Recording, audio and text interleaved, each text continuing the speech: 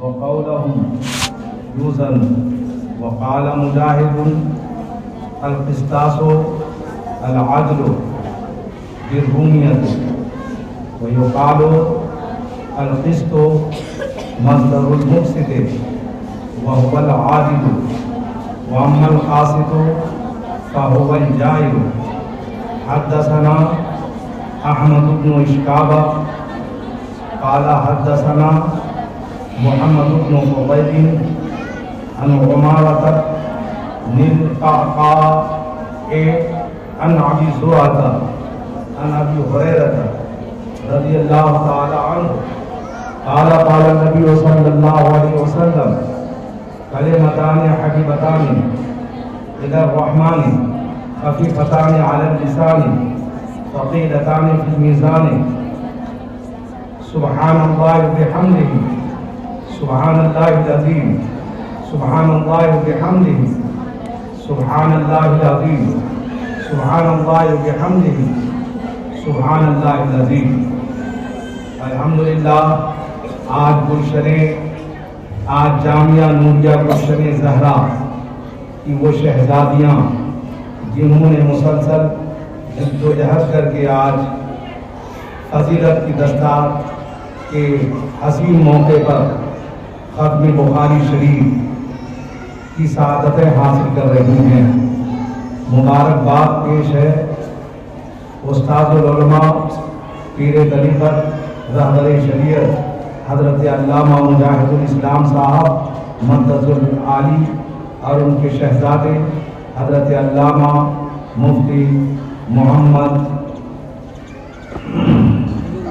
اختر رضا نوری جو دبئی سے اپنے فیضان کے ذریعے سے اس ادارے کو ترقی بخش رہے ہیں اور علاقے کے تمام علماء کرام بالخصوص معمار ملت استاذ العلماء حضرت علامہ مفتی ذوالفقار احمد صاحب رشیدی اور جتنے علماء کرام یہاں جلوہ فرما ہیں ان سبوں کی دعاؤں کے سہارے میں ختم بخاری کی تدریسی عمل کو میں آپ کے سامنے انجام دینے جا رہا ہوں. دعا ہے کہ اللہ تعالی جامعہ نوریہ گلشن زہرا کو حضرت علامہ مفتی مجاہد الاسلام اور علامہ مفتی اختر رضا نوری صاحب اور ان علماء کرام کے تعاون سے ہمیشہ اسی طرح علم کی روشنی بکھیرنے کی سعادت عطا فرمائے. کلکتہ سے میں آیا، یہ زردہ نوازی ہے حضرت علامہ مفتی مجاہد الاسلام صاحب، ان کے رفتے جگر حضرت علامہ مفتی اختر رضا نوری صاحب. وہ تو حافظ جی سے مشہور ہے، حافظ اختر رضا، لیکن جب تحقیقات کرنے سے پتہ چلتا ہے یہ مفتی بھی ہے، مفتی گھر بھی ہے، الحمدللہ عالم بھی ہیں، عالم گھر بھی ہیں. اللہ تعالی ہماری قوم کے ہر بچوں کو یہی صلاحیت عطا فرمائے. قوم کی شہزادیاں جو اپنے گھر کو چھوڑ کر یہاں آئی ہیں، آج بخاری شریف کا آخری درس حاصل کر رہی ہیں، اور ان تمام علماء کرام کو اس مدرسے میں حضرت مفتی غلام ربانی صاحب، مولانا صفدر صاحب اور جتنے بھی اساتذہ کرام اور معلمات صاحبات ہیں سب مبارکباد کے مستحق ہیں. اگرچہ آپ نے ظاہری طور پر اس میں مدرسے کے نذرانے سے کچھ محل تعمیر کیا یا نہ کیا، لیکن آخرت کے لیے جنت کا محل اللہ نے آپ کے لیے تیار فرما دیا کہ آپ کی شہزادیاں یہاں علم دین کی دولت سے اپنے آپ کو مالا مال کر جب واپس جائیں گی تو ان کی دینی خدمات کے سلسلے میں جو انہیں جنت اللہ رب العزت عطا فرمائے گا اس جنت کے حقدار آپ حضرات ہوں گے. حدیث پاک میں آیا کہ جو شخص بھی روزانہ 1 یا 2 یا 3 یا 4 یا 5 کلمات سیکھے اور اسے یاد کر کے دوسرے تک پہنچائے تو اللہ تعالیٰ اسے جنت میں داخل فرما دے گا. تو یہ یاد کرانے والے بھی جنت میں جائیں گے، یاد کرنے والیاں بھی جنت میں جائیں گی. آج ہم اس کتاب کو پڑھ رہے ہیں جس کتاب کو پوری دنیا کے علماء عرب و عجم نے اصحاب الکتب بعد کتاب اللہ کا خطاب دیا. یہ کتاب امام بخاری ابو محمد بن اسماعیل جو امیر المومنین کی حدیث ہے رضی اللہ تعالی عنہ کی تعریف کرتا ہے۔ امام بخاری علیہ رحمۃ و رضوان کی عظیم ذات کہ جنہوں نے تقریباً 6 لاکھ احادیث یاد فرمائی، اور 6 لاکھ احادیث میں سے انہوں نے چن کر، جیسا کہ حضرت ابن صلاح کے مطابق بخاری شریف میں 7275 احادیث کو انہوں نے جمع فرمایا۔ آج دنیا کے تمام ادارے میں بخاری شریف کے درس کا اہتمام کیا جاتا ہے، اور آخر میں ختم بخاری کا ہے۔ یہ بخاری شریف حدیث کی اہم کتاب، اس کے علاوہ بھی احادیث کی کتابیں پڑھائی جاتی ہیں۔ سوال یہ پیدا ہوتا ہے کہ حدیث پاک پڑھنے سے کیا فائدہ؟ تو میرے آقا صلی اللہ علیہ وسلم نے ارشاد فرمایا، نَدَّرَ اللَّهُ عَنْهُ سَمِعَ مِنَّا حَدِيثًا فَحَفِظَهُ حَتَّى يُبَلِّغَهُ، یعنی اللہ تعالیٰ اس شخص کو شاداب رکھے، تر و تازہ رکھے جو مجھ سے حدیث پاک جس نے سماعت کی اور اس کو یاد کر کے دوستوں تک پہنچایا۔ الحمدللہ جو علماء کرام نے آپ کو حدیث کا درس دیا یا آپ سبوں نے حدیث کا درس حاصل کیا ہے، جب اسے آپ یاد کرتے رہیں گے، پڑھتے رہیں گے، پڑھاتے رہیں گے، تو فرمان رسول کے مطابق آپ ہمیشہ تر و تازہ اور شاداب رہا کریں گے۔ تو یہ میرے رسول صلی اللہ علیہ وسلم کا ارشاد ہے۔ پھر میرے آقا صلی اللہ علیہ وسلم نے ارشاد فرمایا کہ ترکت فیکم امرین، میں نے تمہارے درمیان 2 چیزیں چھوڑی ہیں، لن تضلوا ما تمسکتم بہما، اگر تم ان دونوں کو مضبوطی سے تھامے رہو گے تو کبھی گمراہ نہ ہوگے، کتاب اللہ و سنت رسول، یعنی اللہ کی کتاب کو اور رسول اللہ صلی اللہ علیہ وسلم کی سنت کو۔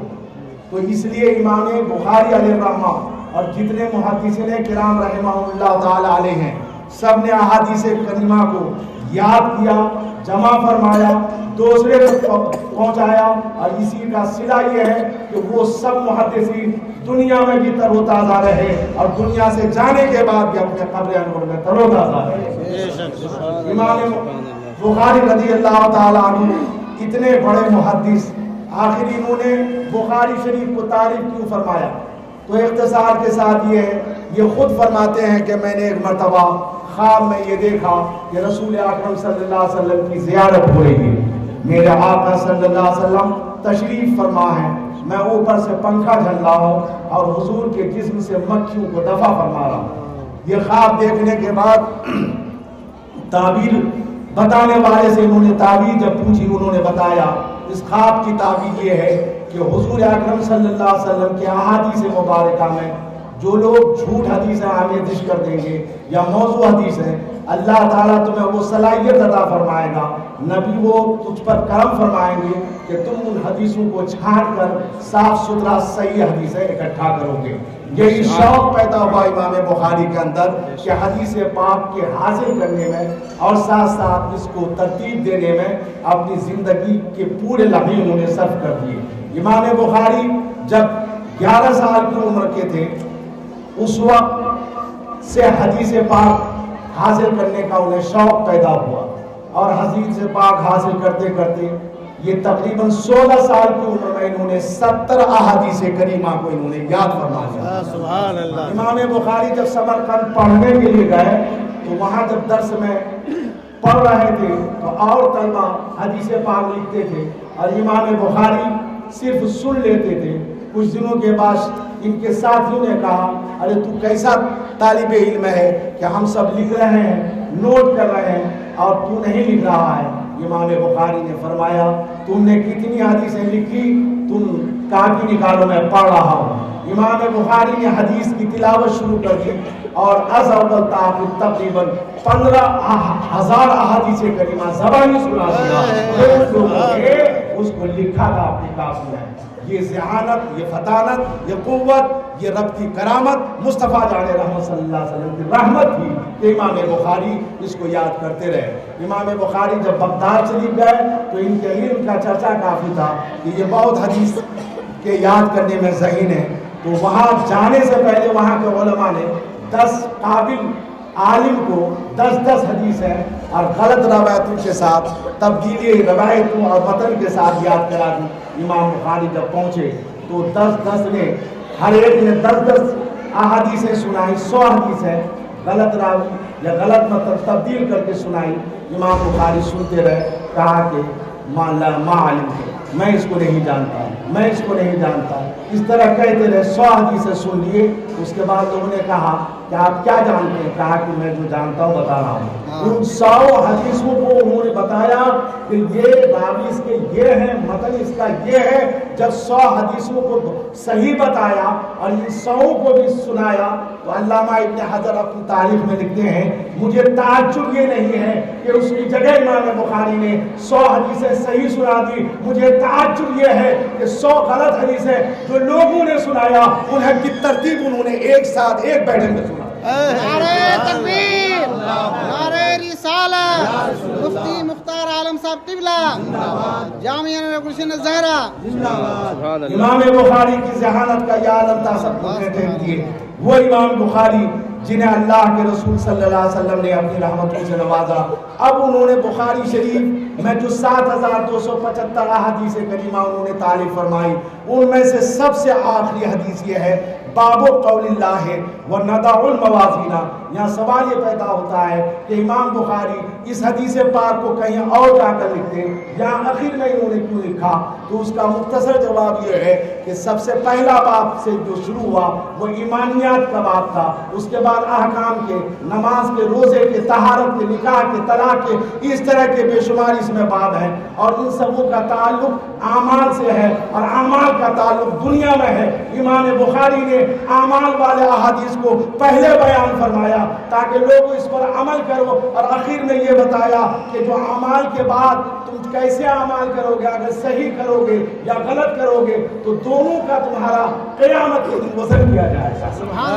اس لیے انہوں نے قیامت میں جو اعمال تیرے وزن کیے جائیں گے اس وزن کے بارے میں حدیث پاک اور اللہ کا کلام یعنی قرآن پاک کی آیت بعد میں لایا تاکہ عمل کرنے والے ہوشیار ہو جائیں کہ کوئی بھی عمل ہم کریں گے تو اخلاص کے ساتھ کریں گے، محبت کے ساتھ کریں گے، اس لیے کہ قیامت کے دن ہمارے سارے عمل تولے جائیں گے۔ اگر ہم اچھی طرح عمل کریں گے تو اس کا ثواب دیا جائے گا، اور اگر ہم اخلاص کے ساتھ نہ کریں گے تو اس کا ثواب نہ ملے گا۔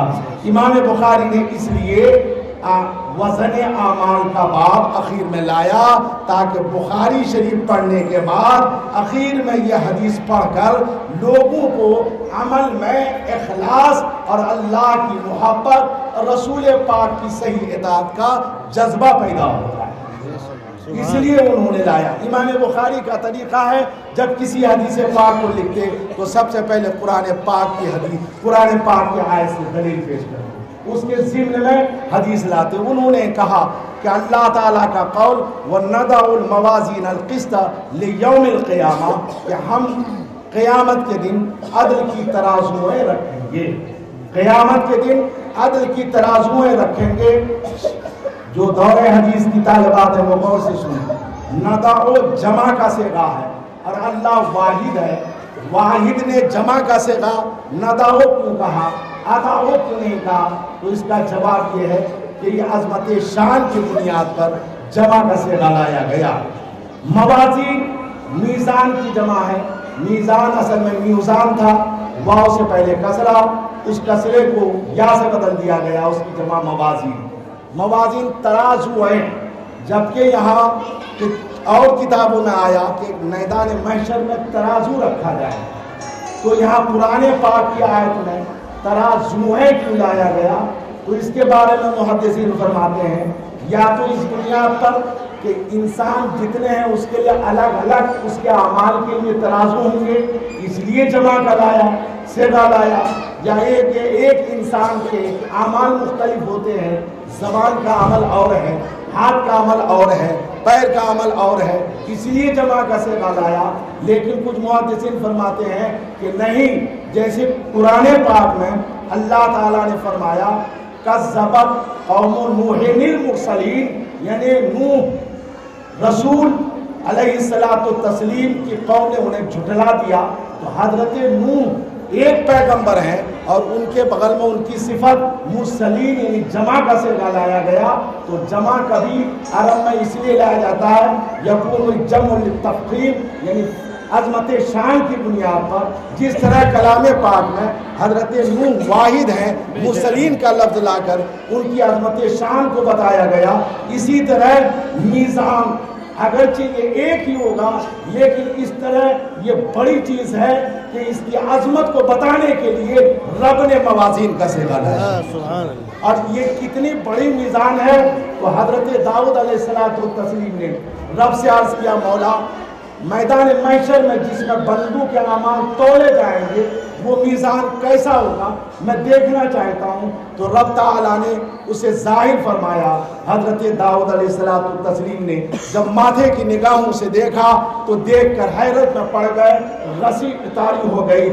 غشی طاری ہونے کے بعد کچھ لمحے کے بعد جب ہوش نہ آئے کہا مولا یہ تو اتنا بڑا پلڑا ہے اس کا دونوں میزان کا کہ زمین و آسمان اس میں سمو جائیں گے. تیرے بندوں کی یہ اعمال کیسے اس میں سمائیں گے اور کیسے وہ پلہ بھاری ہوگا. تو اللہ تعالیٰ نے ارشاد فرمایا کہ ان رضیتو عن عبد ملأتہ بلا الہ الا اللہ. اے داؤد اگر میں کسی بندے سے راضی ہوں گا تو کلمہ لا الہ الا اللہ کے ذریعے سے میں اس میزان کے پلے کو بھار میزان کی عظمت کی بنیاد پر موازین کا لفظ لایا گیا. یہ جمع اس لیے لایا گیا. اب امام بخاری نے خاص کر وزن اعمال کو یہ بھی بتانا چاہا اور یہ بھی کہ امام بخاری نے اس حدیث پاک کو کتاب التوحید میں لایا ہے اور کتاب التوحید کی شروعات انہوں نے کیا ہے باب کتاب رد الجہمیہ جہمیہ فرقہ کے رد میں، خوارج فرقہ کے رد میں، معتزلہ فرقہ کے رد میں. تو یہ تو بتانا ہی ہے کہ تمہارے اعمال تولے جائیں گے اور یہاں سے معتزلہ فرقہ کا رد کرنا بھی مقصود ہے. اس لیے کہ معتزلہ فرقہ وہ اس کے قائل نہیں ہے کہ نماز کیسے تولی جائے گی، روزے کیسے تولے جائیں گے، حج کیسے تولے جائیں گے. اس لیے کہ یہ اعراض ہیں، یہ بغیر محل کے پائے نہیں جاتے تو اس کا وزن تو نہیں ہو سکتا.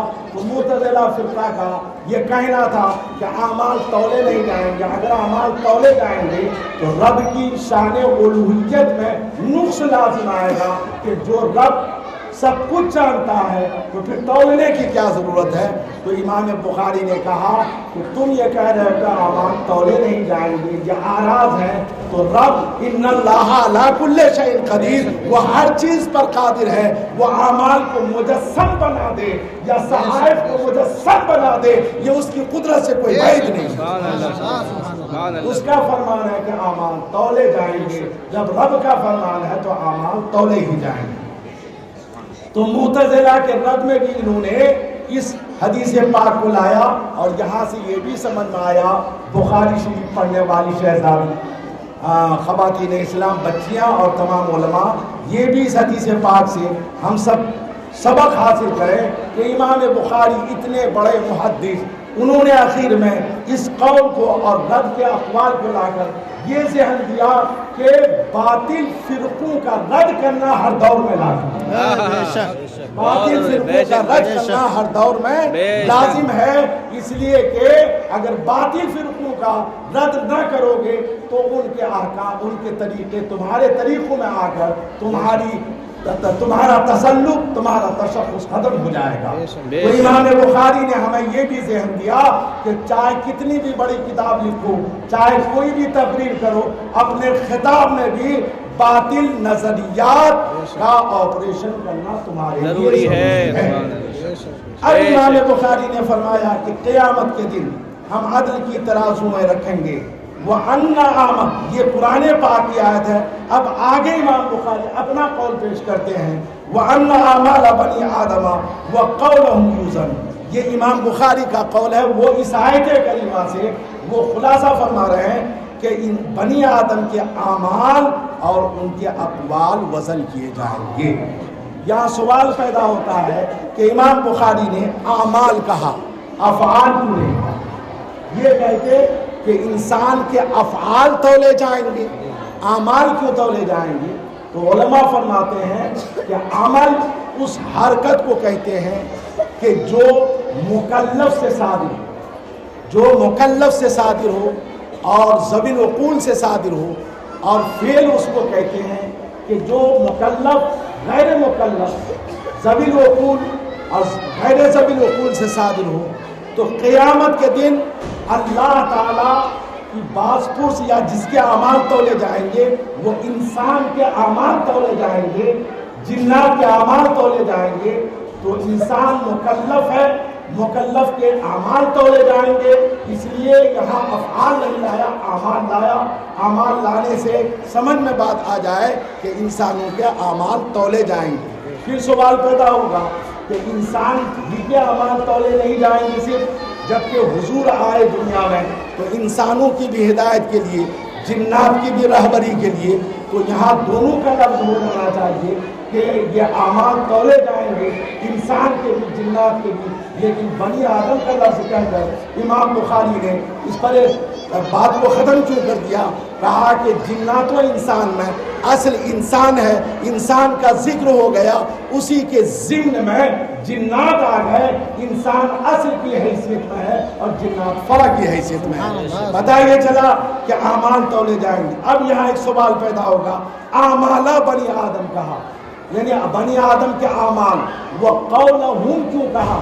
جبکہ کسی نسخے میں اقوالہم بھی ہے، لیکن یہاں قول لایا گیا، قول کو واحد لایا، اعمال کو جمع لایا، ایسا کیوں کیا؟ تو جواب یہ ہے کہ اعمال کے صدور کے مقامات مختلف ہیں، یہ ہاتھ ہے، پیر ہے، سر ہے، اس کے صدور کی مختلف جگہیں ہیں، اور قول یعنی بول کے صدور کی صرف ایک جگہ زبان ہے، تو وہ واحد ہے، اس لیے اس کو واحد لایا گیا، اور ان اعمال کے صدور کی جگہ مختلف ہے تو اس لیے جمع کا صیغہ لایا۔ سبحان اللہ، سبحان اللہ۔ اب کہتے ہیں کہ وہ بنی آدم کے اعمال اور ان کے اقوال بدل کے جائیں گے، اور یہ بھی اس سے فائدہ ہو رہا ہے کہ صرف ہمارے آپ کے اعمال صرف وزن نہیں ہوں گے، ہم جو زبان سے بولتے ہیں وہ زبان کی بولی بھی ہماری تولی جائے گی۔ اللہ کس طرح تولے گا یہ اس کی قدرت میں داخل ہے، اس لیے حدیث پاک میں آیا لا يدخل الجنت نمام، جنت میں چغل خور داخل نہیں ہوگا۔ جنت میں چغل خور، اب یہ مدرسہ بن رہا ہے، کوئی چغلی چلا ہے یا مفتی ذوالفقار صاحب دیکھو نا ایسا چلاتے ویسا چلاتے، ارے چغلی والے اپنی زبان کو آلودہ چغلی سے نہ کرو، میں بات کرنی دیکھی ہے تو ادارہ کے ذمہ دار کو بتاؤ، تو زبان سے جو آپ بولیں گے وہ بھی تولے جائیں گے، اور اور یہ ہاتھ پیر سے جو کریں گے وہ بھی تولے جائیں گے۔ اس لیے امام بخاری نے فرمایا کہ ان اعمال بنی آدم وقولہم یوزن، یعنی انسان کے اعمال بھی تولے جائیں گے اور اس کے اقوال بھی تولے جائیں گے۔ اب یہاں امام بخاری حضرت امام مجاہد کا قول پیش کرتے ہیں۔ امام مجاہد بہت بڑے مفسر محدث امام تھے، انہوں نے کہا القسطاس والعدل، قسطاس کا معنی ہے برابر، قسطاس کا معنی برابر ہے۔ اس جگہ 4 لفظ آئیں گے، ایک قسطاس آئے گا، ایک قسط آئے گا، ایک مقسط آئے گا، ایک قاسط آئے گا۔ تو قسطاس کا معنی کیا ہے؟ عدل کے معنی ہے، یعنی برابر کے معنی میں، اور یہ رومی زبان میں، اور قسط یہ مصدر ہے، مقسط کا مصدر۔ اب یہاں سوال ہوتا ہے قسط مقسط کا مصدر، قسط تو یہ مجرد ہے، تو کہا امام بخاری نے زبائد کو حذف کر کے مادہ کو لے کر، حالانکہ اصل میں یہ اقسطہ ہے، اقسطہ کا مصدر جو ہے نا، مقسط جو ہے نا، اقسطہ مصدر کا یہ اقساط مصدر کا یہ اسم فاعل ہے۔ امام بخاری نے اقساط کیوں نہیں کہا، قسط کیوں کہا؟ تو محدثین فرماتے ہیں انہوں نے اتنا لمبا چوڑا نہیں کہا، زوائد جو اس میں ہیں اس کو حذف کر کے بتایا۔ تو قسطاس کا معنی برابری کے، اور قسط جو ہے مقسط کا مصدر ہے۔ مطلب یہ ہے کہ باب مجرد سے اگر لیا جائے تو اس کا معنی یہ ظالم کیا آتا ہے، حالانکہ اس اقوال میں بڑی تشریحات ہے، وقت نہیں ہے۔ اور باب افعال سے اگر لیا جائے تو مقسط کا معنی کیا ہے؟ انصاف کرنے والے۔ اب اس کی دلیل کیا ہے؟ کلام پاک میں آیا کہ ان اللہ युहिब्बुल मुक़्सितीन, बे शक अल्लाह ताला इंसाफ करने वाले को पसंद फरमाता है। मतलब यह है कि किस्त बाबे इफ़ाल से आए तो इंसाफ करने वाले के माने में, और किस्त अगर ज़रबा ज़रबो से आए तो इसका माना जालिम के है। इसलिए हज़रत इमाम मुजाहिद फरमाते हैं कि किस्त जो है मुक़सित का मस्दर है और वह इंसाफ करने वाले के माने में है, और कासिद वो जाहिर है। कासिद किस्त से आया यानी इसम फ़ाइल मुजर्रद का, तो अल्लाह ताला ने फरमाया कि वअम्मल कासितूना फ़कानू लिजहन्नम हतबा। कासितून ये किससे आया? किस्त से आया, यानी जुल्म करने वाले ये जहन्नम के ईंधन होंगे। पता ये चला कि किस्त अगर बाबे इफ़ाल से लिया जाए तो इंसाफ करने वाला माना है, और अगर बाबे मुजर्रद से इसको लिया जाए तो इसका माना जालिम के हैं। अब आगे इमाम बुखारी वो हदीस पाक नकल करते हैं जिसके बारे में अल्लाह ताला ने इरशाद, अल्लाह के हबीब ने इरशाद फरमाया। एक रवायत है हज़रत इमाम अहमद ने अपनी मुस्नद में, हज़रत इमाम तिरमिज़ी ने अपनी जामे में, और हज़रत इब्न माजा ने हज़रत इब्न माजा ने अपनी सुनन में, और हज़रत इब्न हब्बान ने अपनी सही में, और हाकिम ने और इमाम हाकिम ने मुस्तदरक में वो हदीस पाक नकल की है जिसका मफ़हूम ये है कि मैदान महशर में अल्लाह का एक बंदा खड़ा होगा, अल्लाह ताला उसके पास 99 आमाल के दफ्तर अल्लाह की तरफ से दिया जाएगा। ताहत देगा वो दफ्तर लंबा होगा। अल्लाह पूछेगा इस दफ्तर में तुम्हारे आमाल हैं, कोई गलत है? कहा नहीं, जो मैंने किया वो सब है। अल्लाह ताला की बारगाह में वो अर्ज करेगा कि मेरा बेड़ा कैसे पार होगा? तो अल्लाह ताला कहेगा तुम्हारी एक नेकी मेरे पास है। वो एक कागज के टुकड़े में होगा, अशहदु अन ला इलाहा इल्लल्लाह व अशहदु अन्ना मुहम्मदन अब्दुहु व रसूलुहु। कहा मीज़ान के एक पल्ले में इसको रख दो, और तुम्हारे 99 दफ्तर एक पल्ले में रहेंगे। कलमा अशहदु अल्लाह की बरकत से तुम्हारे मीज़ान का पल्ला भारी हो जाएगा। पता ये चला कि ये वो हदीस पाक है जिसके बारे में मुहद्दिसीन फरमाते हैं कि अगर किसी कश्ती में बैठ के ये सुबहान अल्लाह व बिहम्दिही सुबहान अल्लाहिल अज़ीम पढ़ी जाए, वो कश्ती नहीं डूबेगी। जिस महफिल में पढ़ ली जाए वो महफिल खुदा की बारगाह में मक़बूल हो जाएगी। जिस आबादी में पढ़ी जाए वो आबादी खैर बरकत से मालामाल कर दी जाएगी। अब उसी हदीस पाक को इमाम बुखारी नकल फरमाते हैं कि वो रवायत है हज़रत इश्काब से, वो कहते हैं अहमद बिन इश्काब ने हमसे नकल की, हमने बयान की, उन्होंने कहा हदीस बयान किया हमसे मोहम्मद बिन फुज़ैल ने। वो रवायत करते हैं उमारा बिन काका से, वह अबी ज़ुरा से, वह हज़रत अबू हुरैरा रज़ियल्लाहु ताला से। उन्होंने कहा फरमाया नबी करीम सल्लल्लाहु अलैहि वसल्लम ने, ये क्या चीज़ है कि अहमद बिन अश्काब, उन्होंने कहा मोहम्मद बिन फुज़ैल, उन्होंने कहा उमारा बिन काका, वो रवायत करते हैं अबू ज़ुरा से, वो रवायत करते हैं अबू हुरैरा से। इसको क्या कहते हैं? सब लोग सुन लें कि ये उलमा तो जानते ही हैं, इसी को कहते हैं सनद हदीस। क्या कहते हैं? सनद हदीस।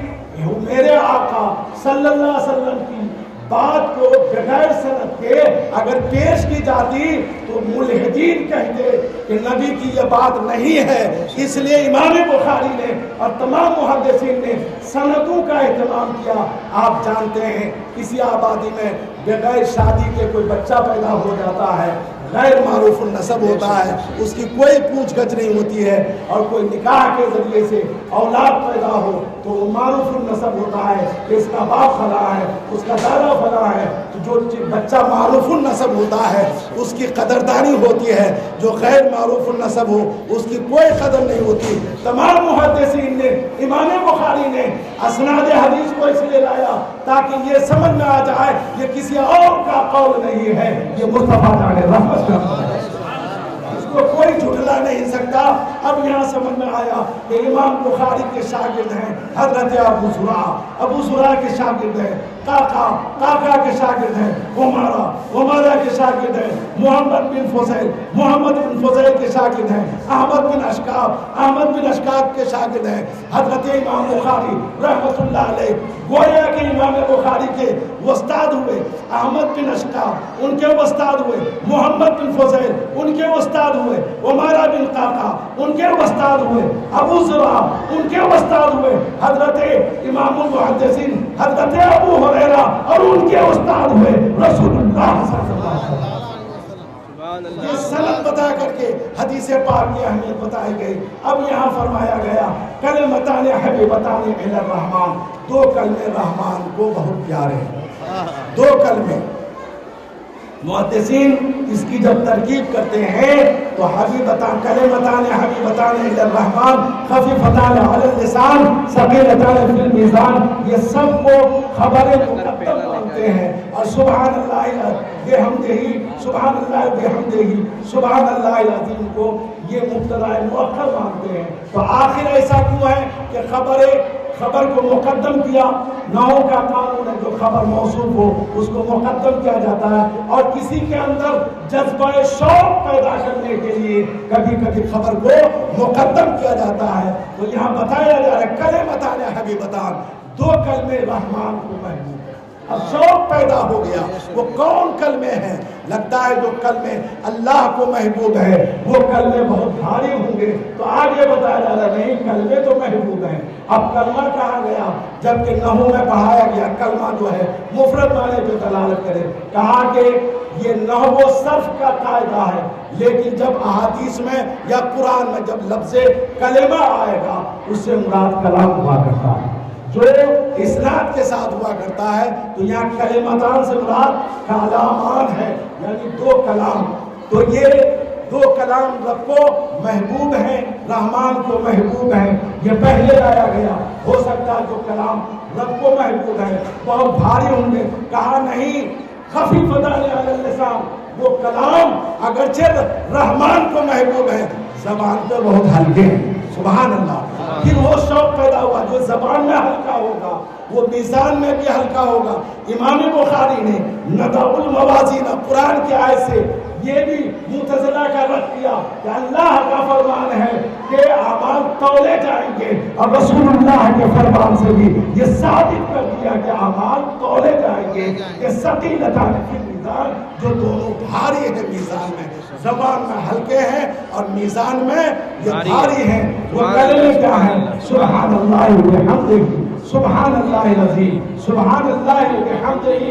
अल्लाह की हम पाकी बयान करते हैं हर ऐब से उसकी हम्द के साथ। अल्लाह की हम पाकी बयान करते हैं हर ऐब से उसकी हम्द के साथ। और अल्लाह ताला हर ऐब से पाक है, हर अजीम अज़मत वाला है। इमाम बुखारी ने इस आखिरी हदीस से हमारे अंदर ये शौक पैदा कर दिया कि अमाल तौले जाएंगे। अगर मैदान महशर में अपने मीज़ान को भारी करना हो, तराजू के पल्ले को, तो जितनी भी तालिबात हैं, उलमा किराम हैं, सबको ये आज से इस पर अमल करना चाहिए कसरत के साथ कि हम सुबहानल्लाह व बिहम्दिही पढ़िए, सुबहानल्लाह व बिहम्दिही सुबहानल्लाहिल अज़ीम सुबहानल्लाह व बिहम्दिही सुबहानल्लाहिल अज़ीम सुबहानल्लाह व बिहम्दिही सुबहानल्लाहिल अज़ीम। कसरत के साथ इसको पढ़ते रहें। अल्लाह ताला ख़त्म बुखारी शरीफ की इस आखिरी हदीस के खैरात व बरक़ात से यहाँ के उलमा, मुअल्लिमा और तमाम तालिबात को मालामाल फरमाए। ऐ अल्लाह ख़त्म बुखारी की इस तकरीब सईद को कबूल फरमा ले और अपने महबूब के सदक़े में जामिया नूरिया दुआ करो गुलशन ज़हरा को दीन को निराज चौगुनी तरफ फरमाए। सब कोई 3 बार कुल हुल्ला शरीफ पढ़िए, 12 शरीफ।